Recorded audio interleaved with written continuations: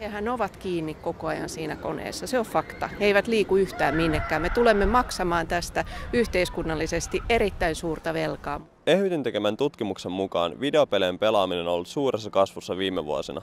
Peräti 66% alle 20-vuotiaista pitävätkin pelaamista trendikkäänä.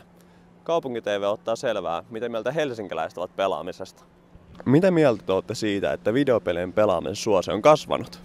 Se oli yksinäiselle lapselle, niin se oli aika tärkeä juttu kanssa, että pääsi avartamaan omaa mieltä pelien kautta. Säälis käy nuoriso, jotka pelaa vaan eikä tule tapaamaan face to face toisiansa. Se on hieno asia, jollei meillä ole antaa mitään muuta vaihtoehtoa, joka on lähestulkoon ilmaista lapsille, niin pelatkoon videopelejä. Et ne ei ole enää mikään poikien juttu, vaan myös niinku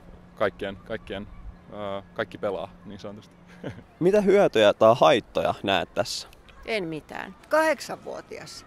Silloin on hirveän vaikeaa olla pelaamatta. Näkö huononee, ihmiset on enemmän sisällä. Kiinnostus historiaan herää taas. Mikä on oma suosikkipelisi tai onko jotain pelaamiseen liittyvää rakasta muistoa?